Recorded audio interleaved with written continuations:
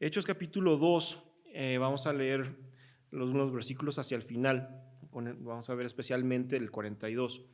Pero aquí, ¿qué pasa con nuestros antepasados? Porque ellos son nuestros antepasados, ¿eh? La iglesia que empezó ahí en Jerusalén, a través de ellos, de alguna manera u otra, el evangelio llegó hasta nosotros. Entonces ellos son como nuestros ancestros. Y y aquí, ¿qué es lo que estaba pasando? Acababa, a ver, por ejemplo, vamos a ver, ¿quién sabe lo que se celebra el próximo jueves?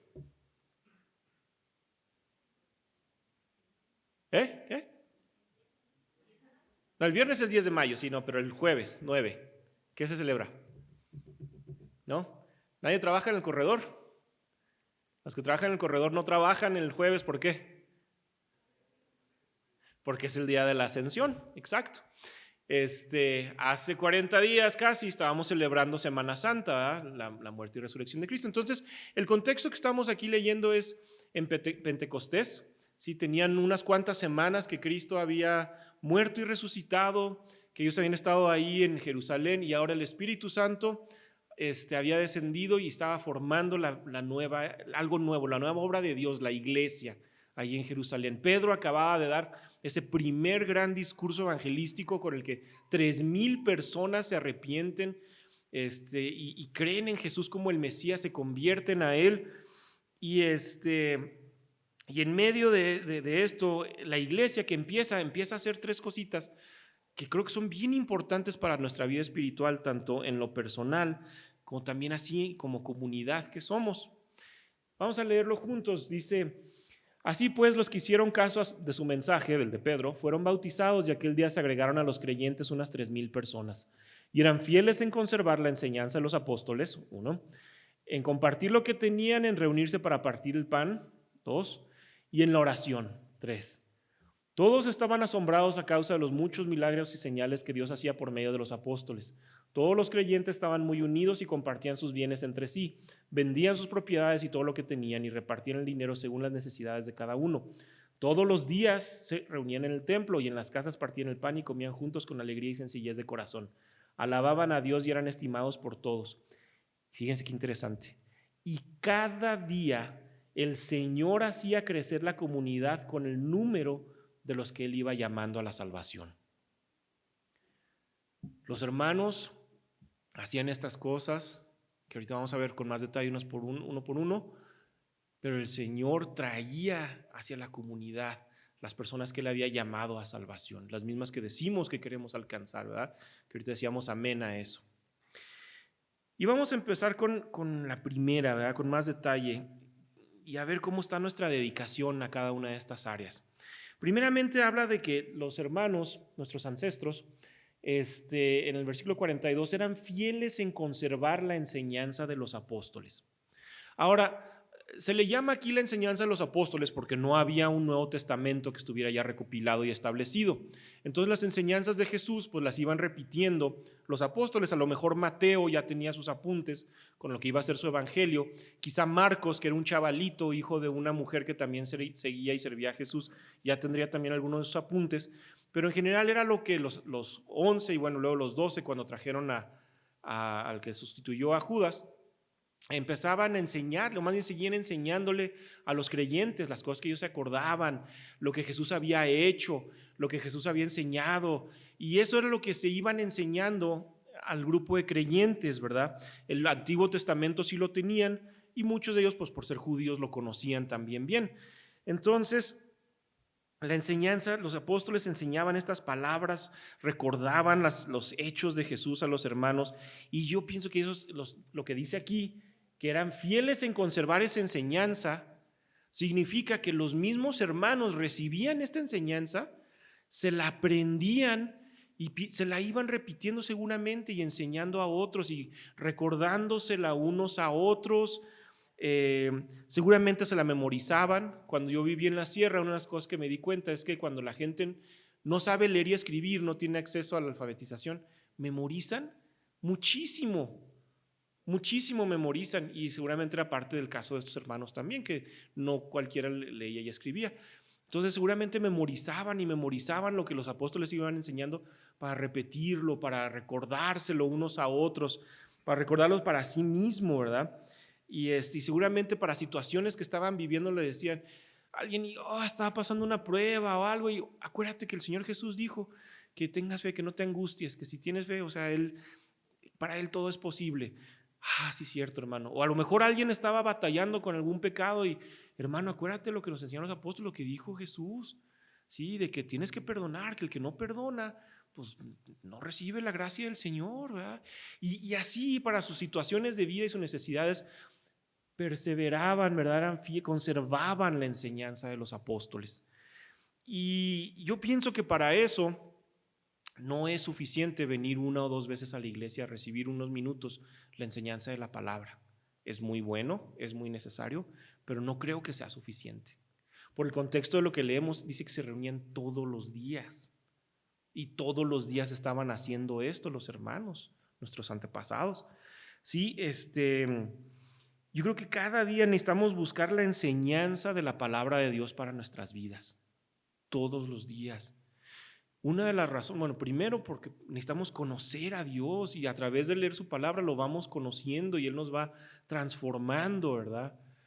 Y también saben que vivimos en un mundo que nos demos cuenta o no, nos guste o no, todos los días está tratando de enseñarnos y de transformarnos también.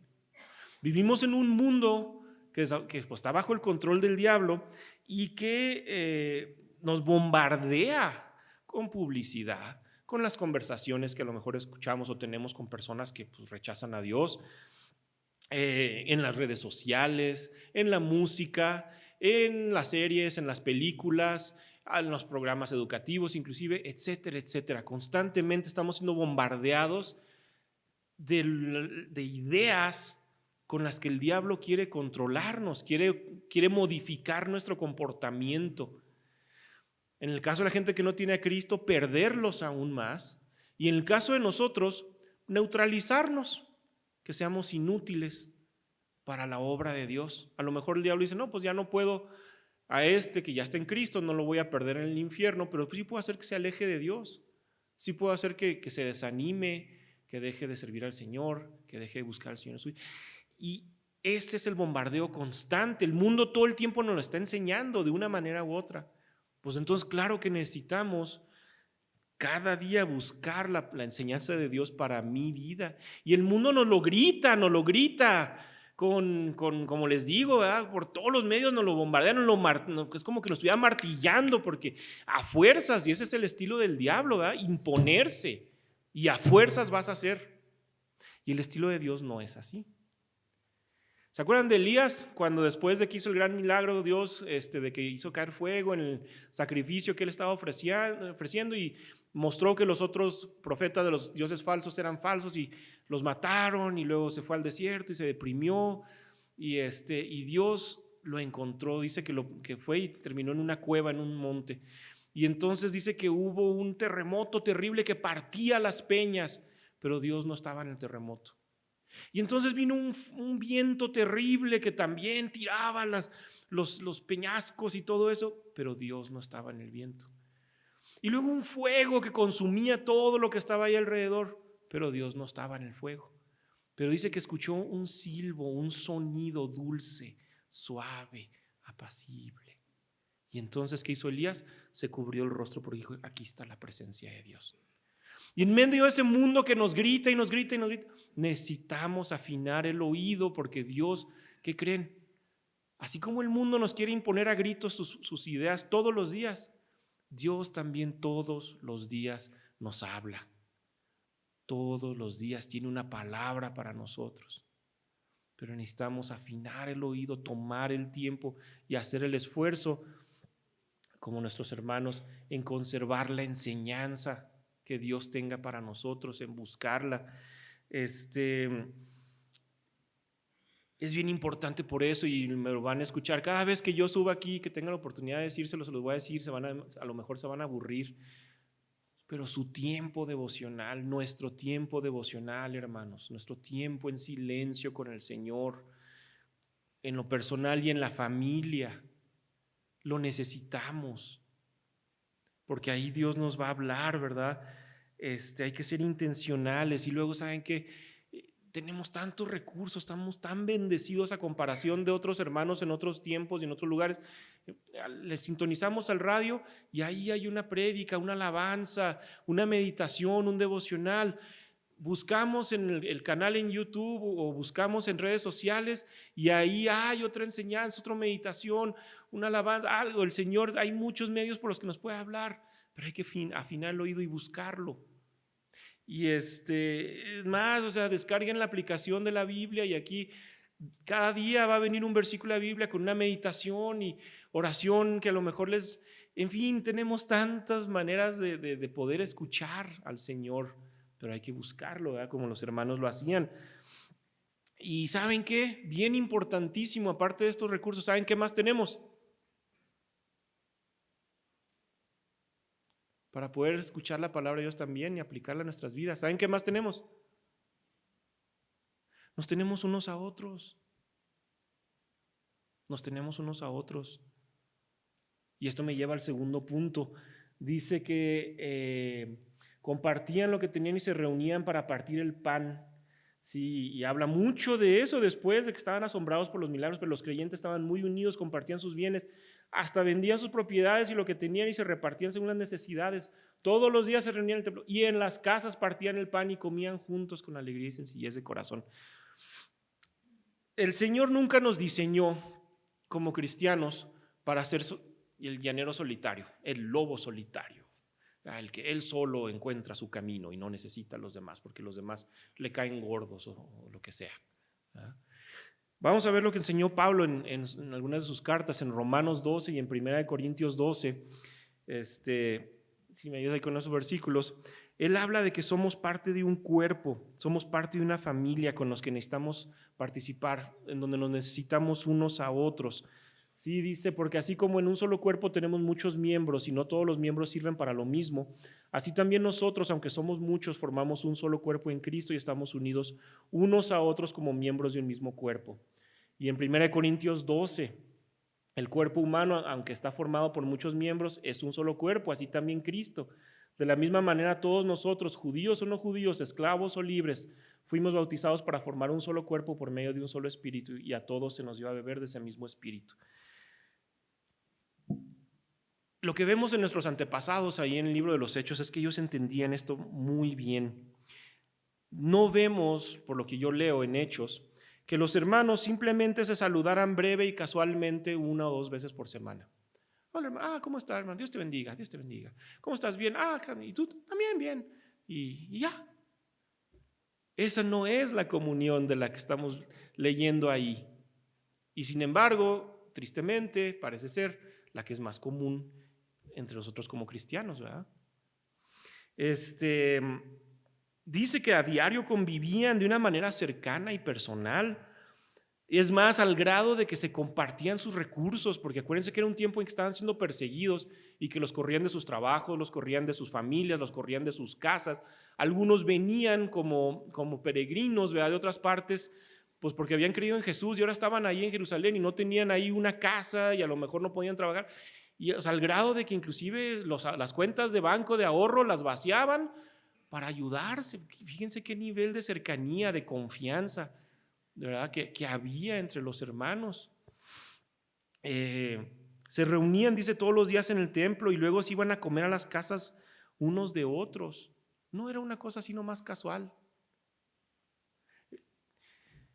Cuando yo estaba soltero y que mi familia vivía, mis papás, mis hermanos estaban todos fuera del país, yo hice una vez, y estaba yo pues, muy solo, vivía solo ahí en mi casa, trabajaba con muy poca gente y pues en el trabajo no tenía mucha gente con quien convivir.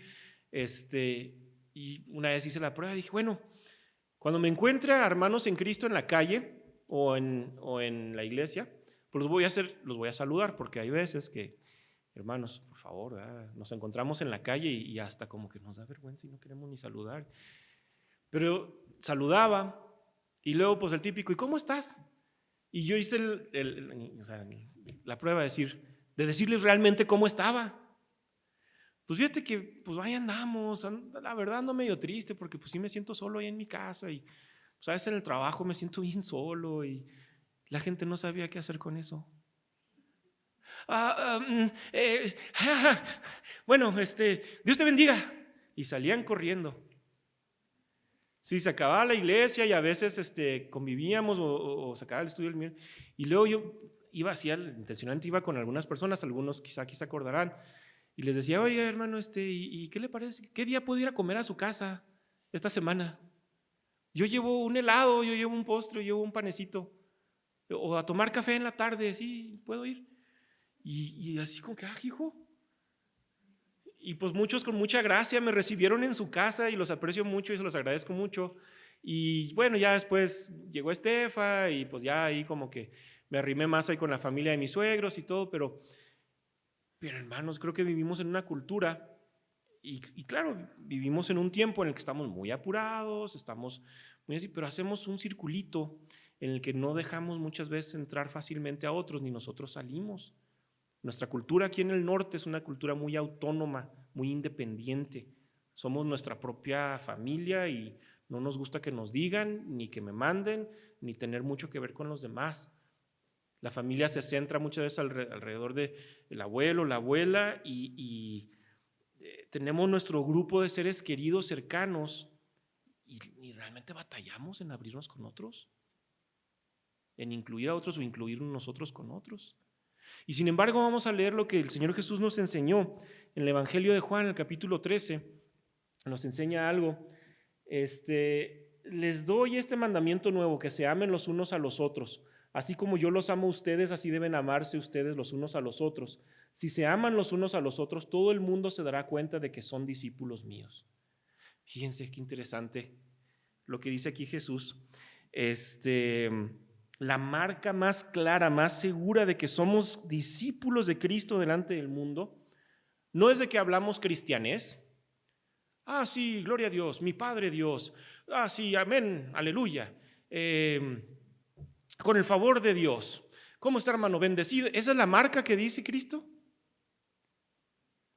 ¿O la marca es que yo voy a la iglesia 2, 3 veces por semana? ¿Esa es la marca del discípulo de Cristo que dice aquí?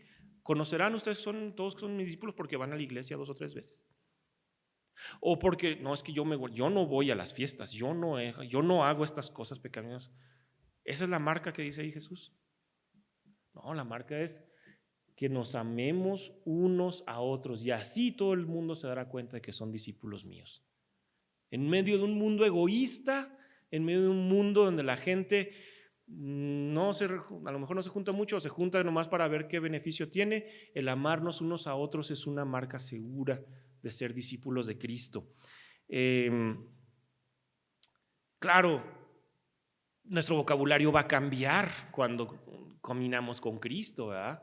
Claro, el venir a la iglesia va a ser algo que vamos a ver como necesario, ¿verdad? En nuestro caminar cristiano como parte de nuestra relación con Dios. Claro, vamos a dejar ciertas cosas, pecados y ocasiones que nos alejan de Dios, ¿verdad?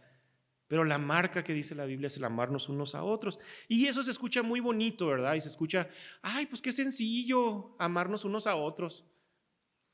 Y sin embargo, cualquiera que ha estado en una iglesia, aunque sea nomás unos poquitos meses, se dará cuenta de que no es fácil, ¿sí?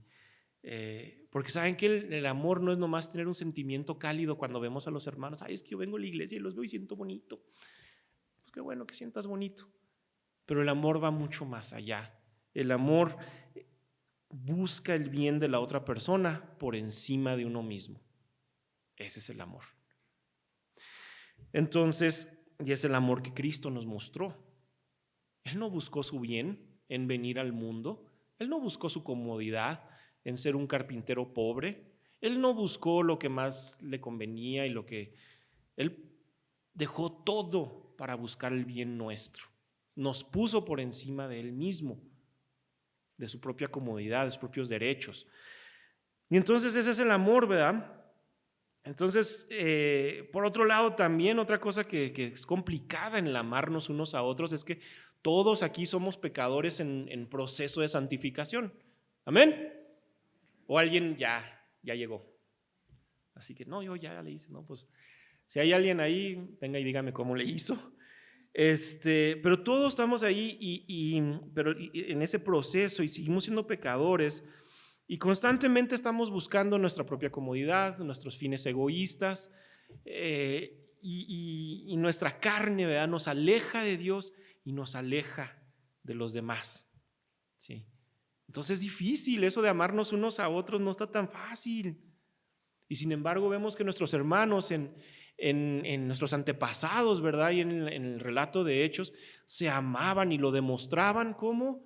Juntándose, reuniéndose, procurándose unos a otros.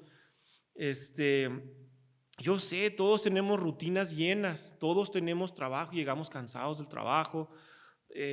Si en el trabajo tenemos otros hermanos en Cristo o en la escuela, qué chido, ahí Dios nos está dando una oportunidad en el trabajo, en la escuela, de tener comunión, pero si no, se requiere un esfuerzo mostrarnos este amor, buscarnos. Yo sé, muchas veces creamos tiempo y espacio para nuestros seres queridos más cercanos, le digo, y a veces es difícil abrirnos a los demás. Requiere tiempo, requiere esfuerzo, requiere pasar ese paso incómodo de acercarnos al que no conocemos y empezar una conversación, e invitarlo a comer, a cenar, a salir aquí a la cafetería, y en vez de salir corriendo porque lo que sea, decir, bueno, me voy a quedar para sentarme con una familia y tomar el riesgo de empezar una relación. A lo mejor son bien recibidos y se desarrolla una amistad, a lo mejor no, pero hermanos, nuestros antepasados se procuraban, comían juntos, pasaban tiempo juntos, se ayudaban, conocían sus necesidades. Colosenses 3, porque esta es otra cosa también, fíjense, no es fácil esto de amarnos unos a otros, no es fácil. Para empezar tenemos que sobrepasar ese egoísmo que tenemos, ¿no? Y para continuar, una vez que lo hacemos y empezamos a tratar un poco más con la gente, tarde o temprano nos vamos a ofender, nos vamos a lastimar, van a haber roces y yo lo sé, cualquiera que aquí en la iglesia ha invertido tiempo en servir y en servir junto con otras personas sabe de lo que estoy hablando. Los hermanos que, ay no, qué padre, cómo dirigen, en mi caso, a los jóvenes o de esto, lo otro, qué padre este hermano, empiezan a tratar conmigo y así como que, oh, híjole, pues yo no sabía que Andrés traía estas mañas en su carácter, esta manera fea de ser o de hablar, o no, ya me ofendió, pues yo sé que sí ofendido, ¿verdad? O lo que sea, ¿verdad?, que nos empezamos a tratar más. Por eso también el Nuevo Testamento está lleno de pasajes que escribió Pablo, como en Colosenses 3, que dice, Dios los ama a ustedes y los ha escogido para que pertenezcan al pueblo santo. Revístanse, pónganse encima en su trato con otros, que sea lo que es el esfuerzo de que eso sea parte de su trato. Revístanse de sentimientos de compasión, bondad, humildad, mansedumbre y paciencia. Claro que necesitamos todo eso en nuestro trato unos con otros para podernos amar, para podernos acercar unos a otros. Sopórtense unos a otros y perdónense si alguno tiene una queja contra otro. Así como el Señor los perdonó, perdonen también ustedes. Sobre todo revístanse de amor, que es el lazo de la perfecta unión, y que la paz de Cristo reine en sus corazones, porque con este propósito los llamó a formar un solo cuerpo, y sean agradecidos. Claro que es difícil amarnos, claro que es difícil acercarnos unos a otros, y lo más cómodo y lo más seguro es mantenernos cómodamente alejados y las relaciones a nivel superficial. Pero si la Biblia dice esto es porque sabe que es difícil el trato. Decía un hermano, ¿por qué dice sopórtense unos a otros? ¿Por qué dice? ¿No? Pues porque a veces somos insoportables. Nos levantamos del lado equivocado a la cama al parecer, o traemos una bronca o algo así, contestamos feo, nos hablamos feo. ¿Qué dice? Sopórtense, perdonen, si los ofenden, perdonen, ¿sí? Tengan compasión, bondad, humildad, mansedumbre. Solamente con esto es que vamos a poder tener esa comunión que tuvieron nuestros hermanos. ¿Y qué creen? ¿Tenemos o no tenemos el Espíritu de Cristo en nosotros? ¿Sí? ¿Amén? ¿Sí lo tenemos? Bueno, pues fíjense, con ese Espíritu viene el amor de Dios para poder cumplir esto y amar y tener comunión con los demás. Claro, es más fácil decirlo que hacerlo, pero hay que hacerlo. Y ¿saben qué? Cuando nos juntamos con otros hermanos en Cristo y somos intencionales en buscar el bien unos de otros, Dios hace cosas maravillosas en nuestras vidas, de veras. Cuando nos juntamos y compartimos nuestras cargas y nuestras pruebas, ¿sabes qué, hermano? Estoy batallando con esto, tenemos este problema, esto, así, así, así, ora por mí. Y el hermano es intencional en bendecirme, no nomás como que, ok, bueno, ándale pues. Sino que de veras dice, caray, está compartiendo su carga conmigo, pues déjame oro por ti, déjame te comparto un versículo, ¿cómo te puedo ayudar? Viene esperanza, viene paz, a veces estamos bien inquietos, bien cargados, angustiados, desesperados. Y un momentito de oración en que nos abrimos con alguien y que alguien hizo espacio para abrirse hacia mí, trae esperanza, trae paz. Cuando confrontamos o confesamos nuestros pecados, nuestras heridas, hermano, es que estoy luchando con esto, o que un hermano venga y nos diga, oye, es que esta actitud o esta área de tu vida, la palabra dice esto, vamos a orar sin condenar, sin sentirnos mejores, ¿verdad? Con la humildad de que nosotros también estamos caídos y batallamos. Y el Señor trae reconciliación, trae sanidad a nuestras vidas. Cuando compartimos nuestros gozos, nuestras alegrías, hermano, ¿qué crees? El Señor hizo esto en mi vida, me proveyó, me contestó, me mostró, y entonces ese gozo que el Señor nos dio, lo compartimos con otros y a lo mejor se inspiran también. Cuando a lo mejor compartimos, ¿sabes qué? El Señor me mostró esto en mi devocional, a lo mejor no sé por qué, pero es algo como que puso mucho en mi carga esto que Dios me habló en su palabra, y a lo mejor no era para nosotros, era para la persona con la que lo estamos compartiendo. Hijo, yo necesitaba escuchar eso. Pero eso se da en el contexto de más allá del simple saludito. Se da en el contexto de buscar la comunión de verdad, el crear una relación más profunda unos con otros. Y yo sé que somos una iglesia que el Señor ha bendecido con más gente y va a ser muy difícil que nos hagamos amigos de todos. Yo sé que a lo mejor con algunos vamos a coincidir en horarios o en personalidad o en edad, pero se necesita un esfuerzo, sí se necesita ser intencional para llevar a cabo esta práctica que nuestros ancestros hacían y que bendecía tanto, que Dios bendecía tanto. Sí, y como les digo, al grado de compartir sus alimentos, de compartir lo material, y yo creo que dos cosas que ellos hacían, dos cosas muy importantes que ellos hacían cuando se juntaban, era precisamente el compartir, el mantener, ¿verdad?, la enseñanza bíblica. Se lo recordaban, se ayudaban a aplicarla unos a otros, ¿sí? Se animaban, se compartían algo de la palabra de Dios. Y la otra, que es la tercera cosa que veíamos, oraban juntos. Oraban juntos, la oración. Es una parte fundamental de la vida cristiana. Todos sabemos que la oración es importante, ¿sí o no? Amén. ¿Sí es importante la oración?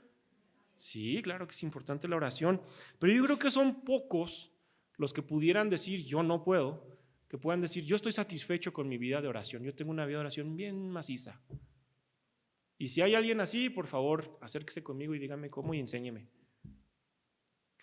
Porque aunque parece algo tan sencillo, yo creo que es una actividad que nos cuesta mucho esfuerzo, ¿sí? Y que además a veces nos confunde y hasta nos frustra, porque al parecer oramos, hay veces que, bueno, para empezar hay quienes no han tenido la costumbre de orar, no han hecho la disciplina, no la han practicado, y entonces como que, caray, pues bueno, pues cómo, y luego cuando ya empieza uno a orar, pues tiene uno muchas luchas para orar, y luego uno ora y luego pide cosas a Dios y Dios parece que no le contesta o le contesta lo contrario, entonces es una lucha, no está tan fácil. Pero es bien importante, es como nadar. De los que saben nadar aquí, quizá alguno tomó clases o el primo ahí al lado de la acequia le dijo, mira, vas a hacer los brazos y las piernas así y de perrito así y mira, y el que a lo mejor pues ya fue a un lugar un poquito más nice, ¿verdad? No, mira, los brazos así para el nado de dorso y así para el de mariposa, lo que sea, ¿no? A lo mejor tomó clases o a lo mejor fue una explicación a la orilla ahí del pozo, de la acequia, de la poza, ¿no? Pero ¿qué tuvimos que hacer todos? Pues entrar al agua. Entonces podemos hablar y hablar y hablar de la oración y dar muchas clases y estudios, pero necesitamos empezarlo, aunque sea de perrito. pero empezar a pasar tiempo con el Señor en oración. ¿Cómo vamos a conocer más a Dios? Pasando tiempo con Él. ¿Cómo vamos a saber cómo dirigirnos a Dios? Pasando tiempo con Él, orando, escuchando también su palabra, buscando su palabra para nosotros.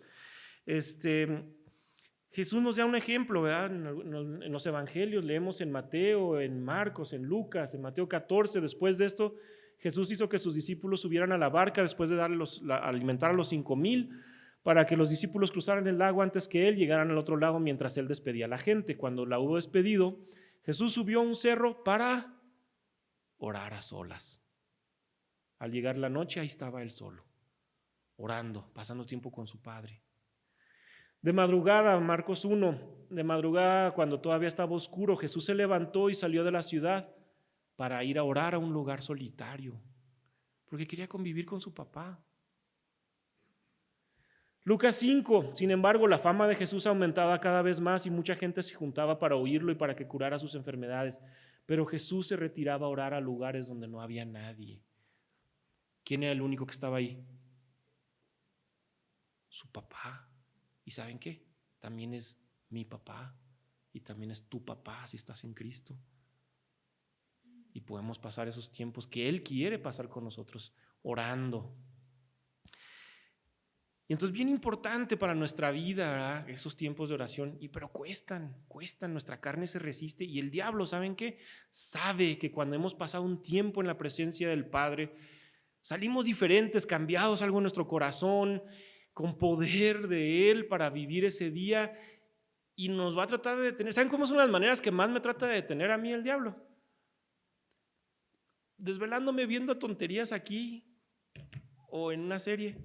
Porque ya me desvelé y entonces en la mañana para que me levantara y tomar un tiempito a solas para orar, pues ya me cuesta un montón. Preocupándome con ideas en la noche de cómo le va a hacer con esto y cómo le va a hacer con el otro. Y ya no duermo y me inquieto. Y luego ya, ¿para qué quiero orar? Y ahorita vamos a ver otras cosas, ¿verdad? El pasaje no solamente el que leíamos en Hechos 2 de nuestros antepasados espirituales, no solamente enfatiza la oración personal, sino también la oración en comunidad. Nuestros antepasados oraban mucho juntos. Mucho, todos los días. Fuera en el templo, fuera en las casas, compartían los alimentos y oraban y se acordaban de las escrituras juntos, ¿verdad? ¿Y qué se imaginan ustedes? ¿Qué nos imaginamos que estarían diciendo en sus oraciones? ¿Qué estarían pidiendo en sus oraciones? ¿Cómo serían sus oraciones? El pasaje en Hechos 2 dice que alababan a Dios. Entonces, seguramente sus oraciones era una parte muy importante, reconocían, exaltaban la grandeza de Dios, le agradecían por su salvación tan maravillosa que acababan algunos de ellos de ver con sus propios ojos, ¿verdad? En la muerte y resurrección de Cristo. Seguramente también oraban unos por otros, por las pruebas que estaban pasando, por los que sufrían por la persecución, sus necesidades. Estoy segurísimo que oraban por sus familiares, amigos, gente que no había conocido a Cristo y que querían que llegaran a conocer a Cristo. Pero aquí vamos a ver en unos capítulos más adelante un ejemplo de una de las oraciones que hicieron juntos. Bien hermoso. Está en Hechos 4. Acababan de ser soltados Pedro y Juan después de haber sanado al paralítico que estaba en la entrada del templo y que mucha gente se juntara, que les predicaran acerca de Jesús. Los sacerdotes, líderes, los gobernantes los encierran, los amenazan, les dicen no pueden volver a hablar en el nombre de Jesús o si no ahí van a ver, y luego porque la gente estaba muy admirada pues los sueltan, ¿verdad? Y se juntan con los creyentes y todos juntos, dice aquí, cuando los creyentes escucharon toda la historia, oraron a Dios y dijeron esto: Señor, tú que hiciste el cielo y la tierra, el mar y todo lo que hay en ellos, dijiste por medio del Espíritu Santo y por boca de nuestro patriarca David, tu siervo, ¿por qué se alborotan los pueblos? ¿Por qué hacen planes sin sentido? Los reyes y gobernantes de la tierra se rebelan y juntos conspiran contra el Señor y contra su escogido, el Mesías. Es una cita del Salmo 2. Es un hecho que Herodes y Poncio Pilato se juntaron aquí en esta ciudad con los extranjeros y los israelitas contra tu santo siervo Jesús, a quien escogiste como Mesías. De esta manera ellos hicieron todo lo que tú en tus planes ya habías dispuesto que tenía que suceder. Ahora, Señor, fíjate en sus amenazas y concede a tus siervos que anuncien tu mensaje sin miedo. Muestra tu poder sanando a los enfermos y haciendo señales y milagros en el nombre de tu santo siervo Jesús. Esa fue su oración. ¡Wow! Tenemos un montón que aprender de cómo oraban nuestros antepasados. Ellos hablaron con Dios y le dijeron esto. ¿Y cómo les contestó Dios? Cuando acabaron de orar, el lugar donde estaban reunidos tembló y todos fueron llenos del Espíritu Santo y anunciaban abiertamente el mensaje de Dios. ¡Wow! ¡Qué contestación, qué respuesta de Dios! Entonces, fíjense qué interesante esto, qué ejemplo. Ellos reconocieron, alabaron a Dios, reconocieron su autoridad, reconocieron que Dios era soberano, que estaba en control inclusive de la persecución, fortalecieron su confianza en Dios y luego dejan en manos de Dios a sus perseguidores. ¿Y qué es lo que piden? Qué interesante. No piden por ellos mismos egoístamente, piden valor y poder para seguir predicando y haciendo la obra de Dios. Piden que Dios se glorifique y se muestre a los demás y que ellos puedan ser parte de eso.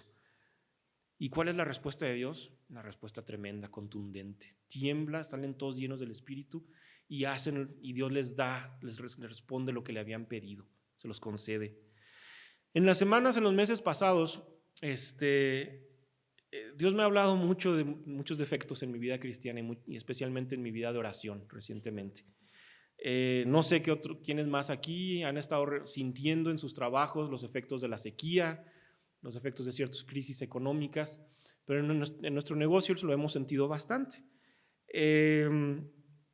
Y hemos pasado meses, pues gracias a Dios tenemos lo suficiente para salir con salarios, pagos a proveedores y cualquier cosita más. Si se echa a perder un vehículo, ya andamos viendo con qué fierro lo parchamos, pero ahí vamos llevándola, ¿verdad? Y entonces yo me di cuenta que mis oraciones se empezaron a centrar cada vez más y más y más en las necesidades y planes que yo tenía en mi trabajo y que quería que pues, hubiera más provisión y que hubiera más dinero y por qué no, y esto, y que progrese y pues, salir de este atorón.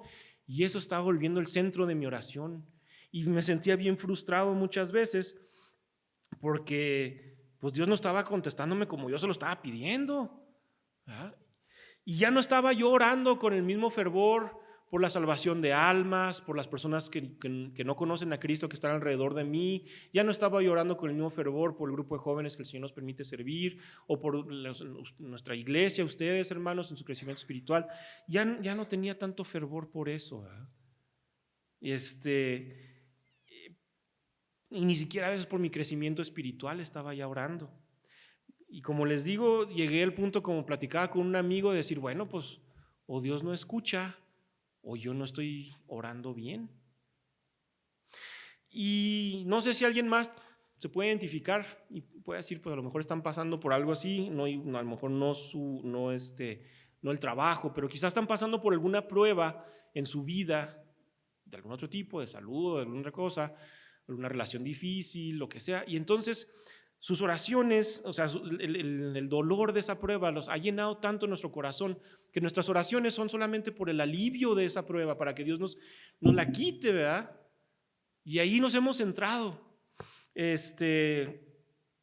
O quizá hemos dejado, hablando de que el mundo todos los días nos enseña, hemos dejado que el mundo nos diga qué es lo importante para nuestra vida, y entonces estamos orando porque queremos ser felices y exitosos, queremos que que nuestro negocio prospere y vaya muy bien, que tengamos más dinero y posesiones, o quizá que tengamos reconocimiento ante los demás, que tengamos belleza física y salud, que saquemos buenas calificaciones y seamos exitosos en nuestra carrera académica, que nos vaya bien nuestra vida romántica, especialmente los jóvenes, que hay una novia, un novio, etcétera, etcétera, y se llenan nuestras oraciones de eso, ¿verdad? Y nos olvidamos de algo que Jesús nos enseñó en el Evangelio de Mateo, en el capítulo 6, en el Sermón del Monte.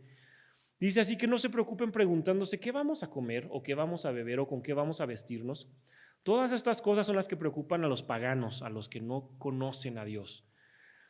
Pero ustedes tienen un Padre celestial que ya sabe que las necesitan.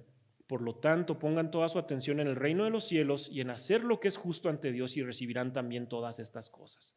Y el Señor me confrontó y me dijo: si con el fervor con el que estás orando para el éxito de tu negocio estuvieras orando por la salvación de las almas, por el fortalecimiento y crecimiento espiritual de tus hermanos, ¿sí?, por un avivamiento, tan necesario en medio de tu sociedad que se está cayendo a pedazos, si con ese fervor oraras, con el que estás orando para ti, para tus cosas, otro gallo nos cantaba.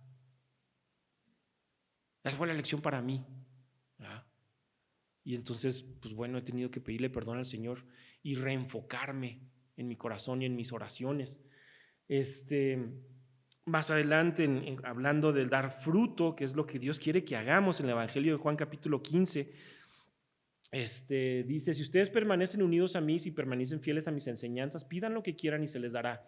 Ustedes no me escogieron a mí, sino que yo los he escogido a ustedes y les he encargado que vayan y den mucho fruto y que ese fruto permanezca. Así el Padre dará todo lo que le pidan en mi nombre. Pidan lo que quieran, se les dará. ¿Cuándo? Cuando estemos unidos a Cristo y pidiendo de acuerdo a lo que Él nos enseñó. Claro que Dios conoce nuestras necesidades, nuestros atorones, nuestras pruebas, nuestros sufrimientos. Y Él promete que va a responder, a lo mejor no como queremos ni cuando queremos. Pero nos dice: ¿saben qué? Pero ustedes den fruto, oren conforme a lo que yo les he enseñado. Y oremos juntos. Pero así como necesitamos hacer tiempo para orar cuando estamos solos, también necesitamos hacer el tiempo para juntarnos con otros y orar. ¿Sí? Y ser intencionales, no nomás juntarnos y hola, el clima, sí, no ha llovido, no, qué gacho. No, o sea, decir, si nos vamos a hacer el esfuerzo de juntarnos, de sentarnos con alguien y platicar, vamos a tener conversaciones un poco más profundas, vamos a orar el uno por el otro.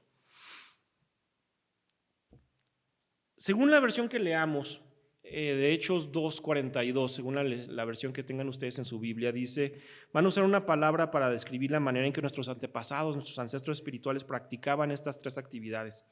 En algunas versiones se puede traducir como dedicación, en otros como perseverancia, perseveraban, en otros aferrarse, se aferraban a la enseñanza bíblica, la comunión unos con otros y la oración.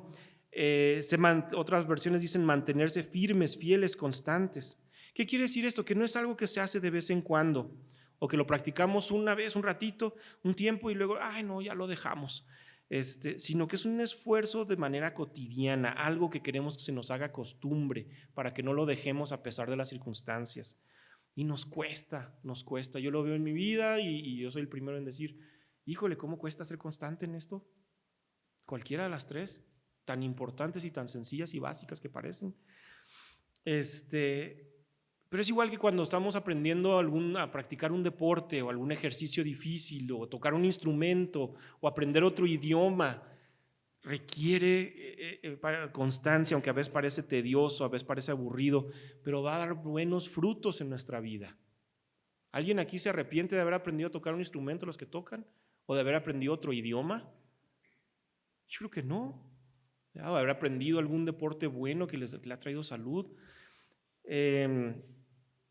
A veces como iglesia caemos en el engaño de vivir para los eventos especiales. Creemos que esos movimientos de avivamiento, de evangelismo, qué emocionante es eso, son muy buenos y el Señor los usa así. Pensamos que una conferencia que nos emociona, que eso es lo que necesitamos, un retiro, un campamento donde se siente cercana a la presencia de Dios es lo que me hace falta.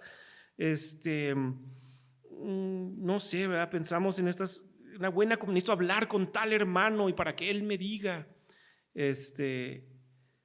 Pero es bueno y sí, Dios lo usa, pero lo que va a hacer la diferencia y que Dios va a usarnos como iglesia y va a ir añadiendo y va a ir expandiendo su reino es cuando estamos en el esfuerzo constante, a veces sufrido, a veces aburrido, a veces tedioso, de practicar la enseñanza bíblica, de procurar la comunión unos con otros y de orar en nuestras vidas, tanto en lo personal como unos con otros.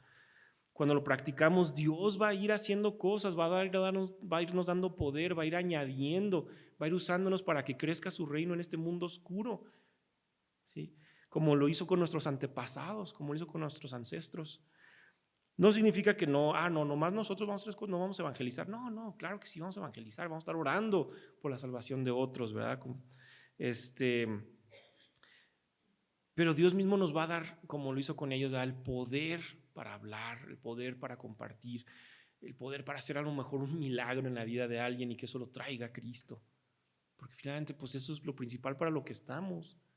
Todo lo demás en lo que estamos dedicados aquí se va a quedar. Pero las almas, nuestra relación con el Señor y lo que invirtamos en las vidas de otras personas es lo único que va a permanecer para la eternidad. Y así que quisiera terminar haciéndonos unas preguntas en relación a lo que hablábamos de la enseñanza bíblica. Pensemos en mi vida, ¿sí?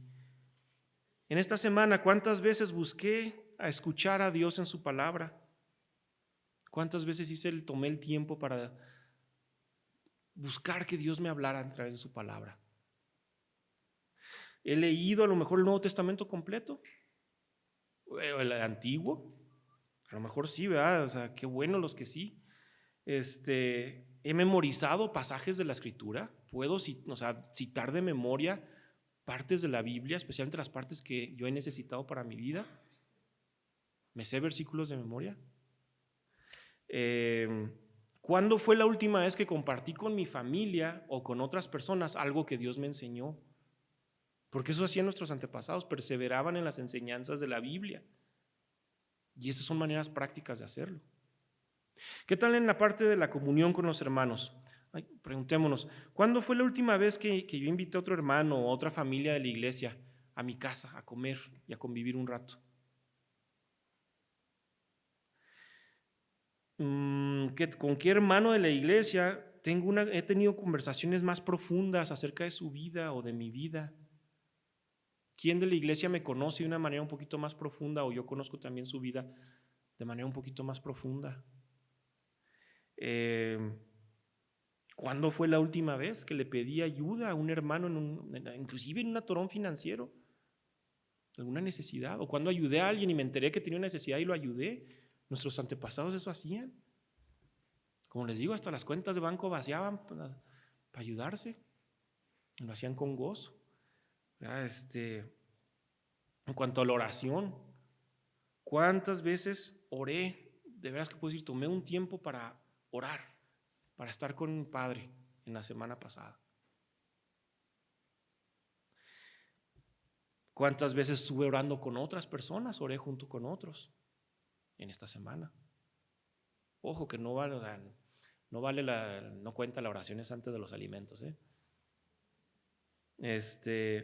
¿Cuál es el tema principal de mis oraciones? ¿Qué es lo que más pido, de lo que más hablo cuando estoy orando con Dios? Cuando sí oro. Veo que Dios está contestando mis oraciones, ¿sí? O me siento frustrado, a lo mejor hasta dejé de orar porque sentía que Dios no me contestaba. ¿Sí? Y gracias a Dios por quienes lo hacen, ¿verdad? Quienes están creciendo y sí están en la lucha de practicar lo que el Señor nos dé fortaleza para seguir. Pero si es algo que no estamos practicando en nuestras vidas, que el Señor nos ayude. Y quisiera ahorita tomar ya un tiempito para orar, para terminar. Y en lo que oramos quisiera dejar unos minutitos para que si el Señor algo nos habló a través de esto que su palabra nos dijo, y hay algo que nosotros necesitamos platicar con Dios, voy a dejar un momentito de silencio para que cada quien platique con Dios. Si hay algo que tenga que responderle a Dios de lo que Él nos habló, vamos a dejar un momentito en silencio. Si también a lo mejor de lo que escuchamos, pues como que no tiene mucho sentido esto de la relación con Dios o algo me inquieta mi corazón, pero no estoy seguro o segura de que de que soy salvo, de que estoy unido a Cristo, de que estoy en Cristo, de que tengo una relación con Dios, que he sido perdonado. A lo mejor lo que necesitas en tu vida es arrepentirte de estar viviendo a tu manera lejos de Dios y pedirle a Cristo que te limpie, que te lave, que te perdone tus pecados y entregarle tu vida. Si nunca has hecho eso, si no estás seguro de que estás en una relación con Dios, pues a lo mejor eso es lo que necesitas, ¿verdad?